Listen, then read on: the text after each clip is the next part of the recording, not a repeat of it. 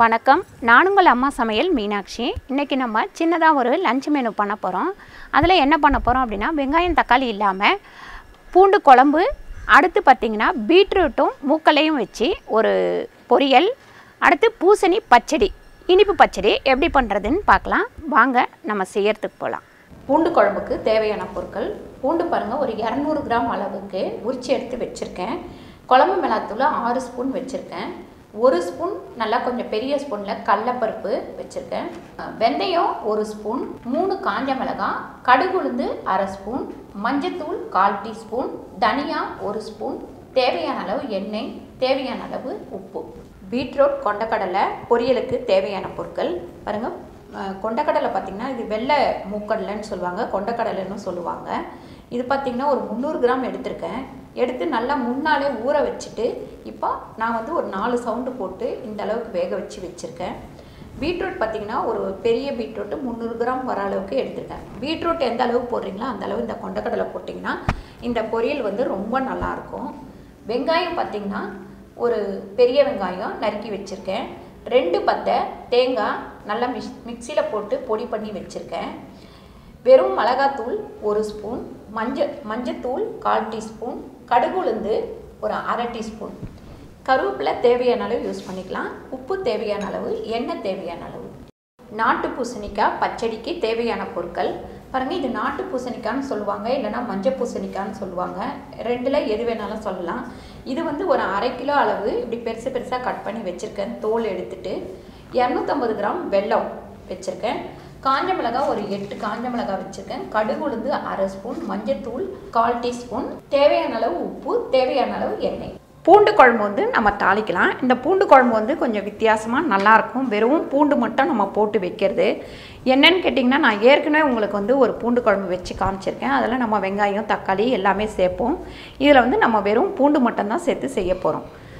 முதல்ல வந்து இந்த கடலைப்பருப்பு, வெந்தயம், தனியா இது எல்லாத்தையும் வெறும் கடாயில் வறுத்து அரைக்கணும். இது அதனால் வறுத்து எடுத்துக்கலாம். ஒரு 3 காஞ்ச மிளகாய் பாருங்கள். இந்த அடுப்பில் நம்ம இந்த பூசணிக்காவை போட்டு வேக வச்சிடலாம். மஞ்சத்தூள், அரை டம்ளர் அளவு தண்ணி விட்டுருக்கேன். இப்போ உப்பு வந்து நம்ம ஒரு அரை ஸ்பூன் உப்பு போட்டுக்கலாம். ஏன்னா வெல்லம் போட போகிறோம், ஃபுல் உப்பு போட தேவையில்லை.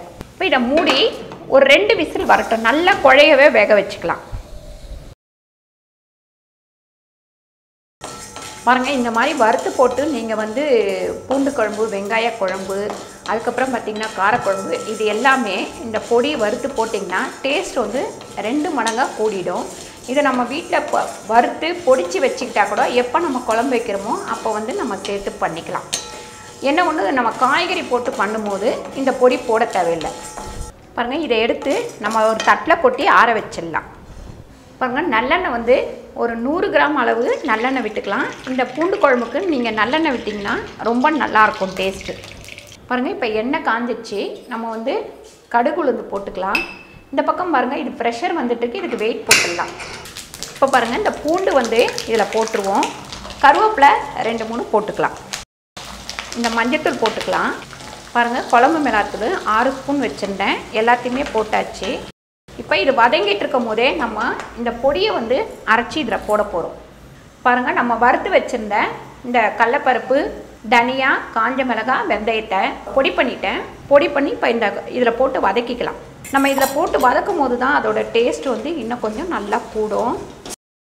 கொஞ்சம் ஒரு வதக்குனதுக்கப்புறம் இந்த புளி தண்ணியை இதில் ஊற்றிடலாம். நம்ம வந்து குழம்பு எவ்வளோ உங்களுக்கு தண்ணியாக வேணும், திக்காக வேணும் அப்படின்ற பொறுத்து நீங்கள் தண்ணி விட்டுக்கோங்க.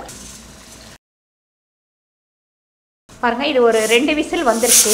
இதை ஆஃப் பண்ணிவிட்டு நம்ம இதை இறக்கிட்டு இதில் கடாய் வச்சுக்கலாம். 1 ஸ்பூன் அளவு உப்பு போட்டுக்கலாம்.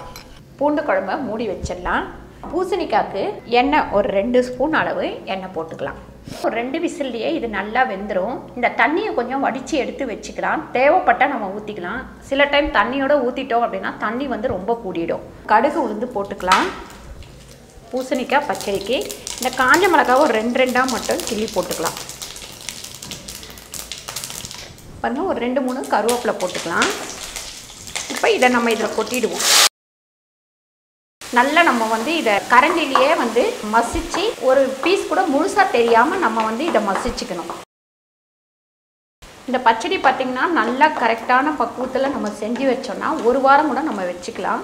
2-3 நாள் நம்ம வெளியவே வைக்கலாம். ஃப்ரிட்ஜில் வச்சிங்கன்னா ஒரு 10 நாள் கூட வச்சு யூஸ் பண்ணிக்கலாம். இந்த பச்சடி பார்த்திங்கன்னா நமக்கு எதுக்கு டேஸ்ட்டாக இருக்கும்னா சாம்பாருக்கு ரொம்ப டேஸ்ட்டாக இருக்கும். அப்புறம் தயிர் சாதத்துக்கு இன்னும் ரொம்ப டேஸ்ட்டாக இருக்கும்.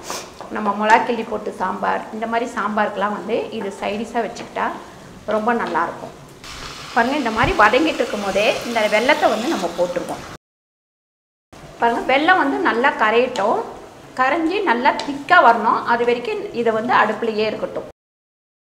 பாருங்கள், பூண்டு குழம்பு சூப்பராக நல்லா திக்காக வந்துடுச்சு. பாருங்கள், நீங்கள் இதில் எவ்வளோ தண்ணி ஊற்றினாலும் நல்லா திக்காகிடும். இன்னும் கொஞ்ச நேரம் இது நல்லா கொதிக்கட்டும். எண்ணெய் தெளியும் போது தான் இதை நம்ம இறக்கணும். சூப்பரான ஒரு பூண்டு குழம்பு ரெடி ஆயிடுச்சு. இது பார்த்திங்கன்னா நீங்கள் வந்து ஒரு 10 நாள் வரைக்கும் கூட வச்சு சாப்பிட்லாம். நல்லா சூடு பண்ணி சாப்பிட்டிங்கன்னா டேஸ்ட் வந்து கூடிக்கிட்டே எத்தனை நாள் நீங்கள் வச்சுருக்கீங்களோ அத்தனை நாளுக்கும் இந்த பூண்டு குழம்பு நல்லா டேஸ்ட்டு கொடுக்கும்.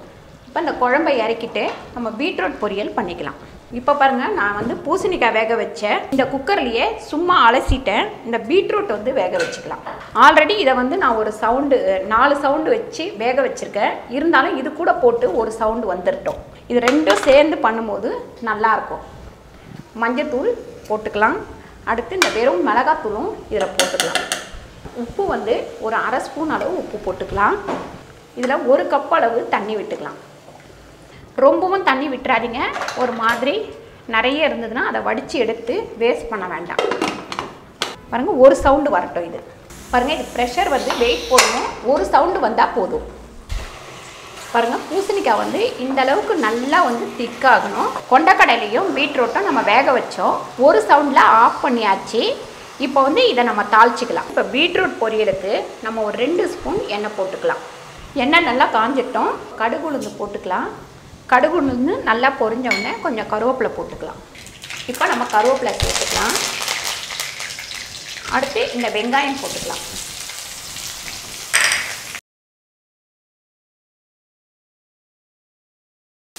வெங்காயம் நல்லா வதங்கிக்கிட்டோம். இப்போ பாருங்கள், இந்த பக்கம் இது வந்து ரெடி ஆயிடுச்சு. பூசணிக்காய் பச்சடி ரெடி ஆயிடுச்சு. இதை நம்ம ஆஃப் பண்ணிடலாம். இப்போ வெங்காயம் நல்லா வதங்கிடுச்சு. இப்போ இதை வந்து இந்த இருக்கிற கொஞ்சம் தண்ணியோடவே இதில் நம்ம போட்டுக்கலாம். பாருங்கள், இது வந்து பிள்ளைங்களுக்குலாம் ரொம்ப பிடிக்கும். ஏன்னா இந்த கொண்டக்கடலையில் போட்டிருக்கிற தொட்டு நிறைய குழந்தைங்களுக்கு வந்து கொண்டக்கடலைனா ரொம்ப பிடிக்கும். சும்மாவே கூட நம்ம அவிச்சு கொடுத்தா அவங்க சாப்பிட்ருவாங்க. டேஸ்ட்டும் பார்த்திங்கன்னா கொஞ்சம் வித்தியாசமாக நல்லாயிருக்கும். இதில் தக்காளி கூட போடலாம். ஆனால் நான் வந்து தக்காளி போடல. தக்காளி போட்டால் ஒரு சொதன்னு இருக்கும். அதனால் தக்காளி போடலை. இந்த தேங்காவை இதில் சேர்த்துக்கலாம்.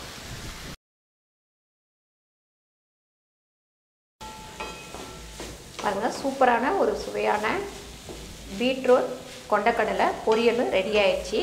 இன்றைக்கி லஞ்சு மெனு சீக்கிரமாக ரெடி ஆயிடுச்சு. இப்போ அடுப்பை ஆஃப் பண்ணிடலாம்.